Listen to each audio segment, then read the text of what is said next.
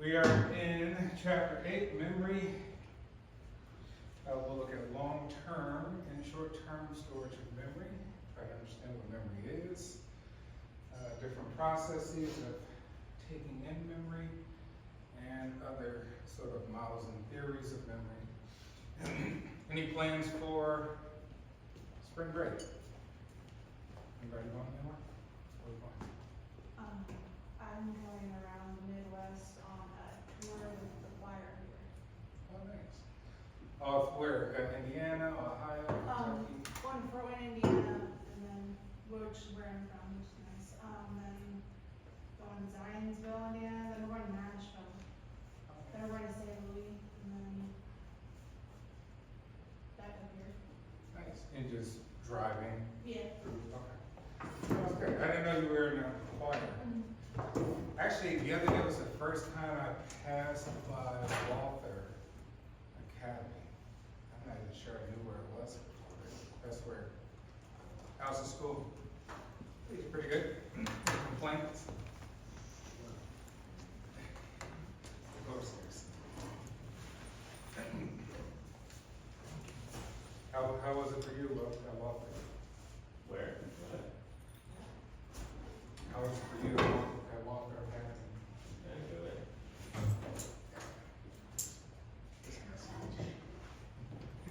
Where'd you go to high school? Riverside Brookfield, right next to the zoo. Oh, okay, yeah, I think I know I've been working my way north. that. I'll link to Canada eventually. Have you been? Canada? No.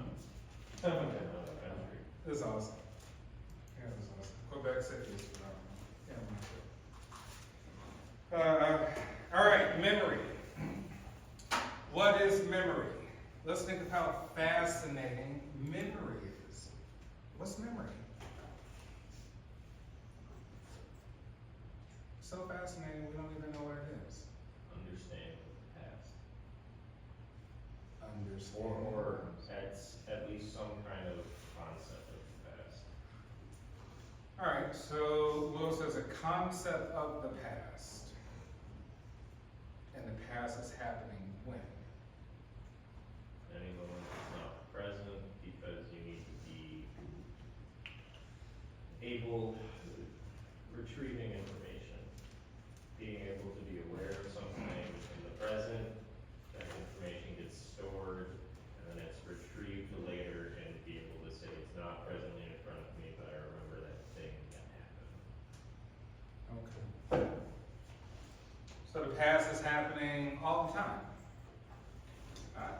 Or is the present happening all the time? Or is the future happening all the time? It's the negative number scale, the future's the positive number scale, it's constantly at zero. Think about this. So many things we don't truly grasp or understand, right? The fundamentals of what it is, right? The Japanese would call it like the eternal now. We live in the now, which is eternal, in some sense, right? In essence, maybe there really is no future or past. And thinking of Einstein's theory of general and special relativity, right? There's space-time. But if we're talking memory psychologically, we could think of maybe time stamped, right? The word memory is Latin for mindfulness. So it has something to do with being full of the mind. Something to do with storing something. Storing it where? Not necessarily sure. We'll try to understand where you're storing. Does it deal with attention? Right? Say, well, you have to focus and pay attention in order to recall something. Right? Where is it buried? How far is it buried down? You're like, hey, I can't remember that. Give me a minute. Why do you need a minute to remember that, but you can remember other things so quickly? He said, well, you know, that's not important to me. Oh, so importance has something to do with memory, right? Importance, significance. Remember, we say things that are significant to us are taken into the mind in some way. You hear my voice, you hear me talking, but maybe 90% of what I talk about passes by you, and 5% you say, hey, I take that into memory. I take it into account. I'm like, well, what memory? You're like, well, I remember what you said 20 minutes ago, but I can't remember anything beyond that. I'm like, how come? My mind won't let me. Why won't your mind let you? It's not that important. Right? So think of this phenomenon of memory. Not too sure how it works, so we'll try to develop some theories and models on how to explain it. Let's give it a shot. All right, so for this chapter, we're looking at studying and encoding memory, storing, retrieving, right? Forgetting, memory construction, right? Improving your memory. All right, so our definition here in psychology is persistence of learning over time through encoding, storage, and retrieval of information. Right, you see, memory is persistent. There's a little bit of learning. Remember we said learning oftentimes is conditioning. Right? We say, what is encoding? Well, encoding has to deal with bringing in, taking the outside, the external, making it internal. Right? Your observation of the outside world, where you are right now, taking in that information. You say, I'm only taking in a sliver of it. Right? Your eyes are facing forward. No one can see in the back of their heads. You don't see the rest of the room. And so you say, you're only taking in a sliver of external information. But you are taking some stuff in. Maybe you say, hey, you know what? I am taking in other information behind me too. Maybe I'm taking in the temperature behind me. Maybe I have a sensation that people are sitting behind me and I can't see them. Right? All right, what is some evidence of it? Well, we have evidence. We know that people can recall things, right? Recollections of things that have happened, and we also make recalls so we can prove that it happened. Right? Recognizing things, something that you've seen in times past that you can recognize now. And relearning it more easily on a later attempt. Like, hey, how are you so much better at what you try now? Because I tried it several times. I remember where I failed. I remember the process, the methodology, and I've improved. Okay. All due to memory. Had you not had memory, you would be as bad or as good as something all the time.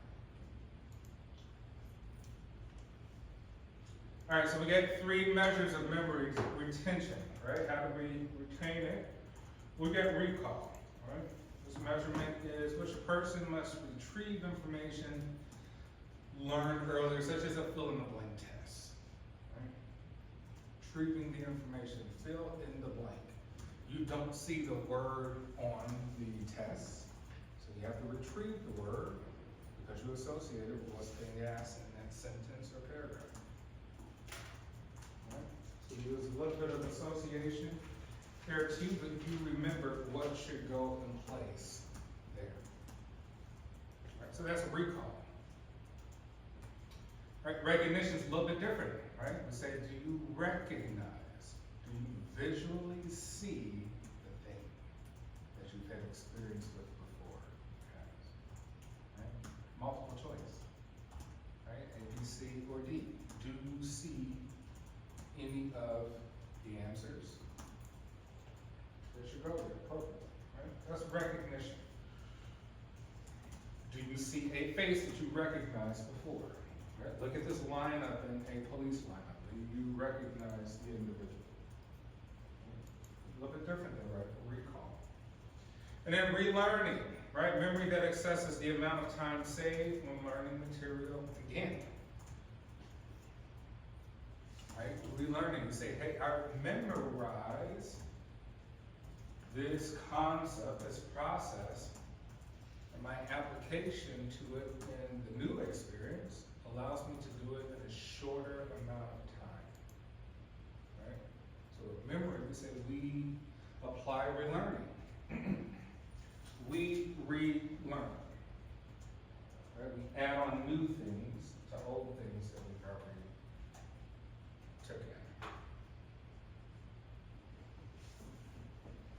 Alright, so Ebbinghaus is one of our researchers, and he looked at the retention curve, right? How to retain information over time. So he found that the more times you practice a list of nonsense syllables on day one, the less time you require to learn on day two. Speed of relearning is one measure of memory retention. Here we're given the number of repetitions of list on day one. So we're thinking about repeating a list to ourselves. Not repeating anything for that matter, right? Think about it, you say, hey, I can't really remember, how can I improve the memory of this thing? Repeat it in your mind, repeat it verbally, right? Keep repeating. Keep repeating it some more. Eventually, remember we said with Pavlov's dog, there is a moment in time where the dog has an aha moment. No one knows when that moment really is. It will be the 20th time, the 50th time, right? That the dog sort of associated the bill with the food. But there was a point in time where you have an aha moment where you say, I get it. All right, so number of repetitions of list on day one on the x-axis, on the y-axis, we got time and minutes taken to learn list. So this doesn't look rehearsal, right? So to memorize things better, we rehearse like an actor, right? Think of your lines, memorize your lines, right? Repeat it several times. Test it, right? Don't look at the sheet of paper or whatever the list is or the lines and repeat it back. Right? You may find here we're saying on 8 number of repetitions of list on day 1, 20 minutes. Right? So if you repeat 8 times, Ebbinghaus found that an individual repeating a list 8 times took about 20 minutes taken to relearn the list on day 2. We say here, 64 repetitions, now you're at about maybe 7 minutes, right? Which means that in order to memorize something, right, we need to rehearse constantly. Right, why do we need to rehearse? Why you just couldn't get it on the first time? Why couldn't you just get it the first time? What do you think? It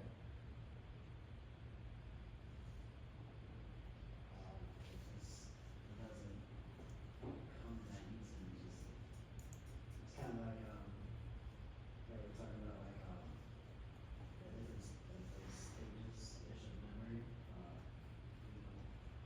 it takes a little bit to memorize that list, because it's a lot more information compared to something like orders.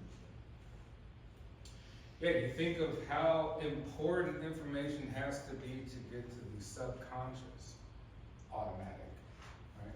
We said we're trying to get it to a space where it's automatic, no energy required to retrieve it, right? Walking, talking, drinking, texting, driving, right? You say you're trying to get it to that space, which is really subconscious. You're trying to get it to a subconscious space, where it requires very little mental or psychic energy anymore to do it. Before that, you say it still requires energy, right? Actually, to recall something, maybe I'll give you a sequence of numbers, and then I'll bring it back up 15 minutes from now. And you'll like be thinking really hard. You're like, okay, oh, you're expending psychic or mental energy to try to force your brain, right, those neurons to connect so that you can remember something that may not have been that important to you. Right? This is not important, right? It's not important because it's not really for anything for some sort of survival, right? But the main thing is for anything to get into the subconscious, it has to be very important. I think very important, very traumatizing. Traumatization is very important, right? Very stimulating. It has to be something there of significance, right? If not, repeating things for courses and tests not that important. All right? It's important in the short term, all right? But in order to do really good on these sorts of things, you have to beat it into your brain. Finally get it to the subconscious.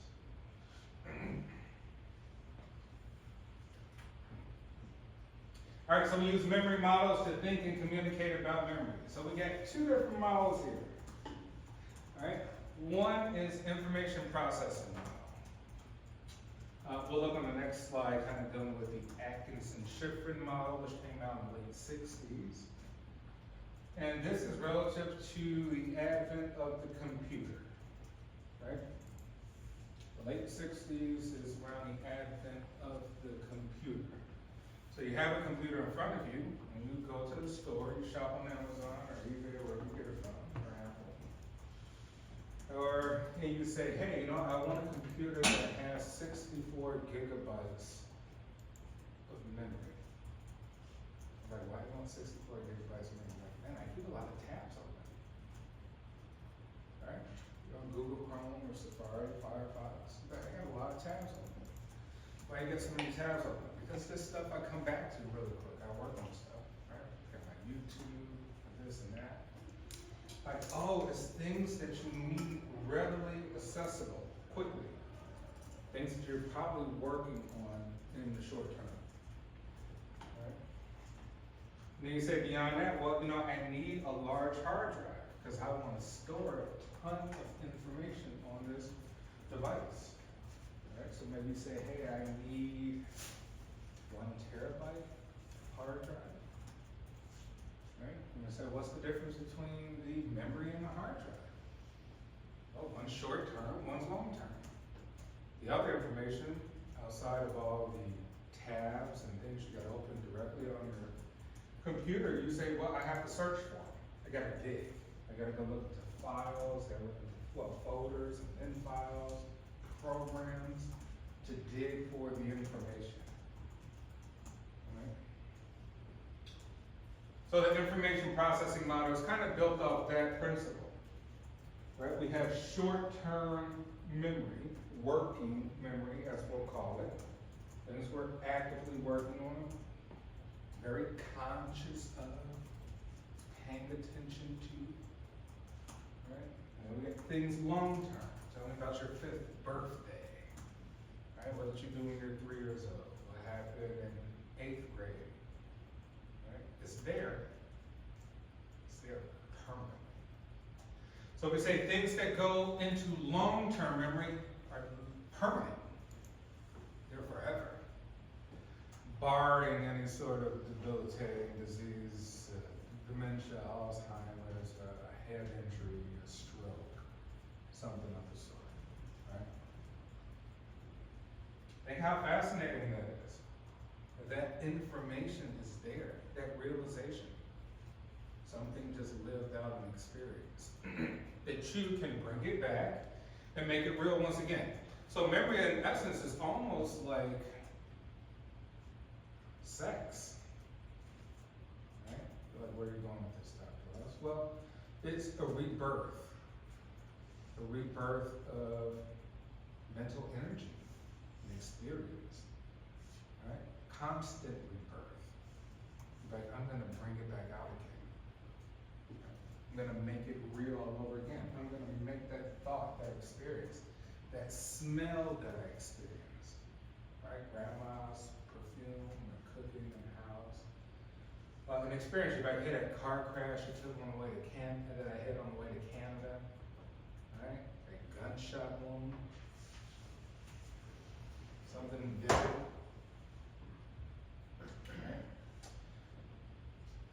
All right. So yeah, information processing is related to more human memory to computers. Short-term memory, just like the memory on your laptops. Long-term, you got your hard drive, right? Permanent stuff, but you gotta dig for it. All right? It involves 3 stages: encoding, storage, and retrieval. So with encoding, we say, hey, we take things with our sensory organs. How do we get it in? All right, sensation. And we have sensation and perception. Sensation is like, hey, I'm taking in the visual information, auditory information, things that I hear. Touch, I remember what that feels like to touch, right? I don't wanna touch that, because I remember what that feels like to touch. Right? I don't like the way that feels. Taste, like I don't wanna eat that, because I remember that that is gross. Not only that, I remember that it looks gross too. Alright, we take in that information, that's the encoding part, and we bring it into the body. Not just the mind, so we say into the sensory organs. So you say, you have muscle memory. You're like, hey, I could run really fast. Like, how fast do you run? I don't know, 4.3 in a 40-yard dash. Why is it always a 4.3? Because my body remembers the motion. My muscles, my body remembers the exact motion to where I can hit that same marker every time. Shooting free throws, right? So the muscle memory.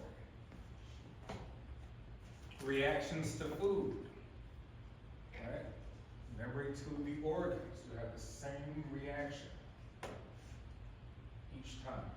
So it's not just the mind, and then we get to the mind, right? And that mental experience of all the things taken in from the sensations. All right, and second, we get our connectionism information processing model, right? We say this one's on a multi-track parallel processing, means kind of overlap. Right? Processing of many aspects of a problem simultaneously. We say we're taking in sensory information, but we're also processing it at the same time on top, right? It's kind of this continuity, kind of layer. We say we view it as interconnected neural networks. Multiple things happen at once, right?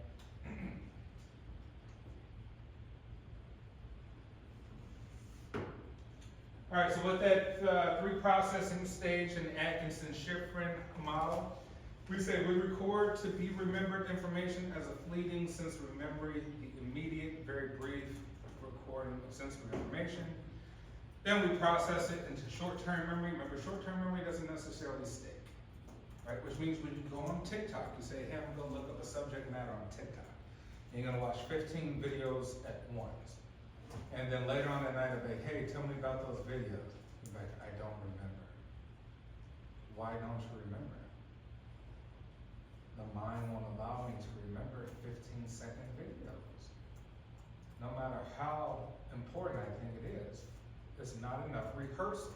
It's not enough repetition of the words. There's not enough repetition of anything. Which means that you're probably better off listening to 50-minute podcasts on YouTube or Spotify than you will be on TikTok, right? But think of all that wasteful information, like I swiped on Facebook, Instagram, right? Instagram Reels, Facebook, YouTube Shorts all day. And I say, hey, tell me about some of those videos later on or tomorrow that I can't remember. If you can't remember, you literally just waste your time. So what you're saying is, hey, I wasted my time, but they got me. They got you how? Because that dopamine kick feels wonderful. That's why you keep doing it, right? We're addicted to it. We're not gonna stop. It's impossible now. Virtually impossible, right? Unless you just get off the app. So you've been fed these short-term bursts of information that biologically you can't even retain and recall at a later date, right? You say to make things, it can't, some things can. It has to be highly important, highly stimulating, highly vivid, in some sense. But that stuff sticks out, all right? So here we call it working memory, right? Activated memory that holds a few items briefly, where we encode it through rehearsal. Think of a phone number. Who here in class can remember your mom's phone number? Who here in class can remember your best friend's phone number by heart?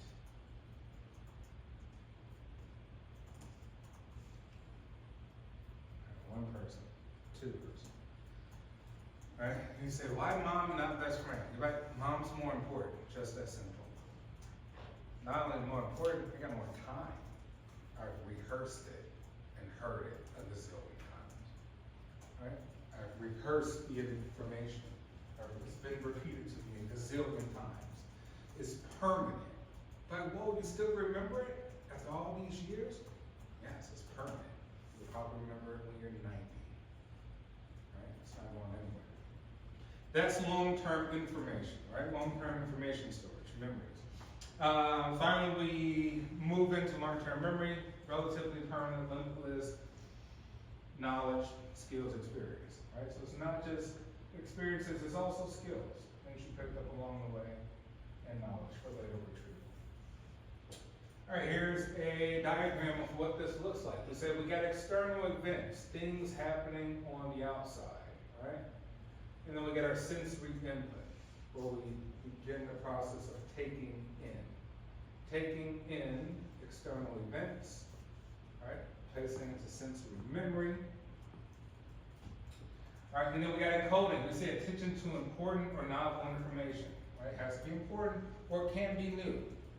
But even if it's new, it usually has somewhat importance to us in some way, right? Things you're stimulated by. Then it goes into working with short-term memory. We got rehearsal and active maintenance, which means you have to actively maintain it, right? Actively keep repeating it to yourself, work on it, so that you can remember. Finally, if you've rehearsed or maintained it long enough, it finally gets encoded into long-term memory storage, right? Here we say, okay, from long-term memory storage, now that we retrieve it for working with short-term memory. Somebody asks you a question about something that you automatically know, now you can discuss it, right? Talk about it a little bit. It goes back in short-term memory. Because you're working with it, it's active. Here we say automatic processing.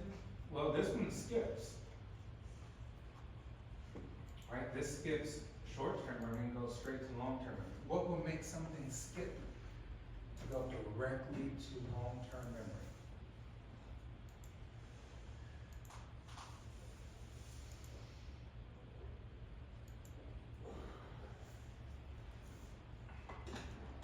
What'll make something skip? What events, external events? What can make something skip? To go long-term memory is permanent, yes. Heightened emotion when the body knows time is relevant, so it snaps right to like long-term body thought is you get an adrenaline rush or you're scared, your body goes immediate action. Yeah, we say overexcitement, overstimulation of some kind, right? Takes you well above the threshold of normality. And I say, this is not only important, this is ridiculously important. So my fixation on it is going to be a high level. And it's going to require less energy to get it to be permanent, right? Or you're going to say something? Yeah. You're saying extreme situation, extreme external event. Hey, dad just died. You're going to remember that forever. Where you were, what time it was, what you were wearing, yada, yada, yada, right? There's no rehearsing it. You don't have to keep remembering that. You just kept calling it dad died, right? Car crash. You're gonna remember everything about it. Hey, what was the temperature like that day? Was it night? Was it daytime? What were you wearing? What happened? Who hit you? Right? You recall everything. But if you show up to class 8 o'clock in the morning, haven't had coffee, and didn't get much sleep, and I was like, hey, recall what I said at the beginning of class? You're like, Professor, I was like, I can't lie. I'm just too tired. I'm not stimulated. It's not gonna happen. But I said something important. Like, yeah, I know. And another day, with another mood, at another time, this would be important.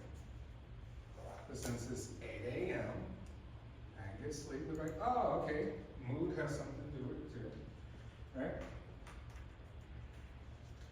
All sorts of things, but yes, you can skip if it's extremely stimulating, if it's traumatic. You're like, yeah, that's a very traumatic event. I remember it so much that I want to bury it and never think about it ever again, right? And maybe I'll just save it for therapy. Maybe I'll bring it out and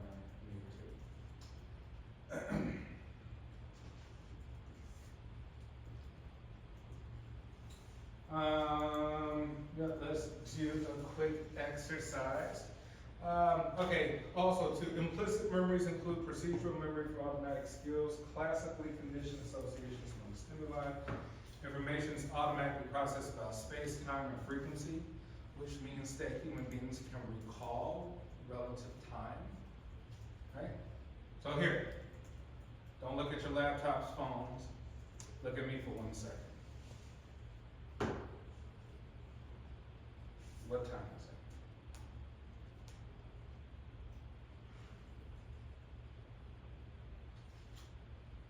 What time is it? 8:25. All right, 25. Keep going. What time is it? Don't cheat. Value Hmm? 40? 40. All right, who else? 8:32. 32. Who else? You said 35. 35. So we got 40, 32, 35. 37. 37. Who else? Right? Okay, so we actually we can remember time at any point in time. Right? Maybe with the exception if you like just woke up and you're like knocked out, you might be disoriented in terms of time. But usually when you are awake and active, you come within maybe a 5 to 7 minute deviation. Right? Okay. You said 25. Yeah. Yeah, you. Yeah, I'm you just are. passing that. Yeah. Uh, But it also could be maybe you showed up a little early to class or something. yeah, although it is very fascinating, because now that you mention it, it is so like disrupting, like my mom was in the hospital for a little bit, and then she like didn't remember like a bit of it, and she's like, it is really disorienting when your body has like that skip in time, because it's like you wake up the next day and you're like, oh, okay, this many hours has passed and stuff, but when you wake up and it's like, it's been a month, it's very disorienting. Yeah, it is. Like think about it, sometime if you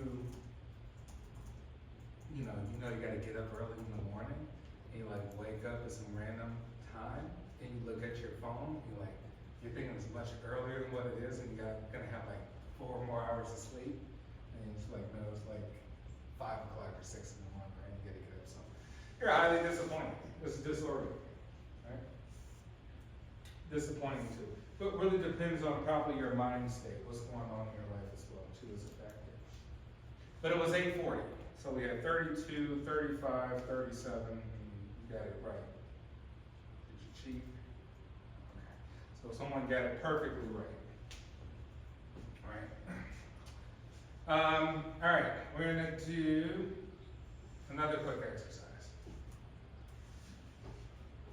All right, so phone numbers, with the exception of area codes, have how many numbers? Without area code, Hmm? so. 7. 7. Why is it 7? Who designated 7? Why? Because the millions of possibilities it gives you. Yeah, let's say, okay, the amount of probabilities you could get, phone numbers, right, out of that. But what other reason? What would be another reason? I think it came before computers, right? And it came before like, well, not necessarily computers, but think of, it came from like smartphones, right? Which means that most likely you had to memorize people's numbers or write it down somewhere, right? You didn't have a storage device where you don't have to remember their number, you just click on their name, right?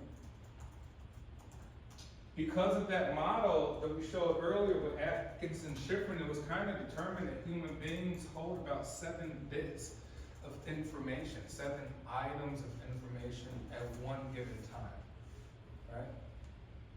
Maybe with a plus minus 2, which means some people could hold about 9 bits of information they could quickly remember, right? Given about 20 seconds.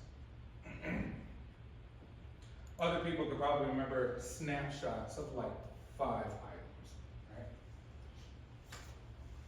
So here we're gonna do a visual exam for memory. I'm gonna show you, just like you're doing an eye exam, right, a group of letters. And you're gonna try to repeat it back to me as you see it. I'm gonna put it up here only for 3 seconds. You know when you're ready.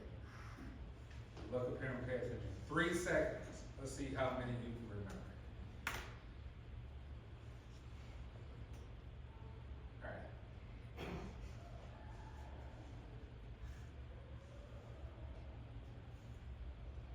Alright, go. Top line was KZR. QBG. I heard KZR. You got anything else? No, I didn't even see the second one, because I was laughing. Look for that. Alright, so, what else? ST. ST? Was not like an order. Who said Q? I think the next, the middle one was QBT. Yeah, QBG Mm-hmm. and KS. I only looked at the first two words. I'm not sure those were the settings. ST? I don't know. T was on. So we got a KZR, so, well, you get 3, right? You said- Yeah, I was confident. That you, besides, you got QBT, but what else did you see? I only saw the first two lines, so. Was it KZR, that first one? Alright, QBT. What else?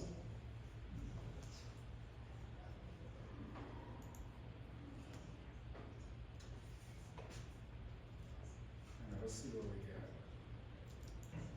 got. Alright, so you got 6, right? KZR, QBT, SGN. Had I left it up there for, say, 20 seconds, right? And then maybe come back 5 minutes later and ask you what it is? Probably still wouldn't have got 6 or 7, right? Maybe we should have did that. Maybe at the beginning of the class should have did that, but then people might have Well, there's also a huge difference whether or not you show it to them, wait with no stimulation, then show and then ask them, or if you show it to them, start feeding them new information, and then ask them. Yeah. Right, give them more information after the fact, showing them. Because one is just, Like a snapshot. give a slide on the short-term memory, burn time. Alright, so, George Miller, 1956, results in magical number 7. People can store about 7 bits of information, give or take. Alright, so we say short-term memory holds a few items briefly. Right, such as 7 digits of a phone number before the information is stored or forgotten.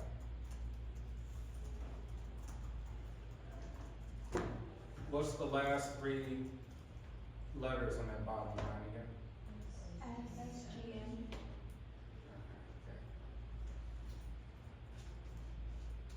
Alright, Bailey and colleagues in 1975 have confirmed that without distraction, we can recall about 7 digits or about 6 letters or 5 words.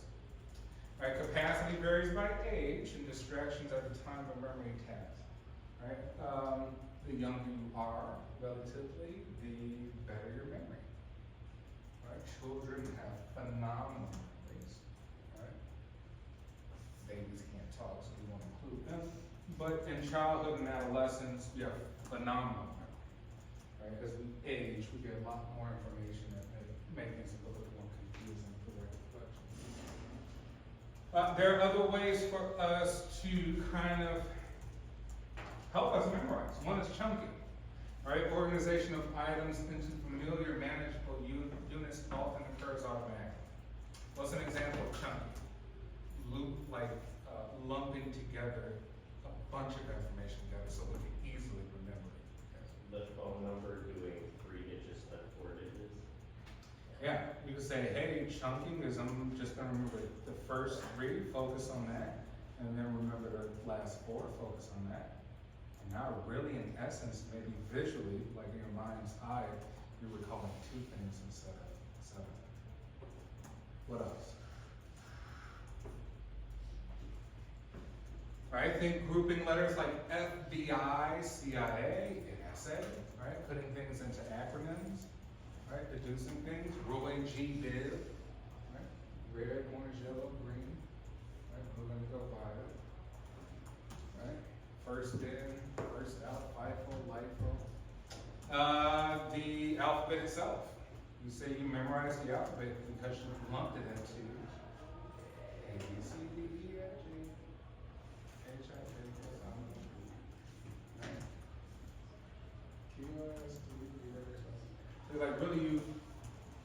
that together into kind of 4 different rhythms, right? Makes it a lot more easy to remember. Different strategies.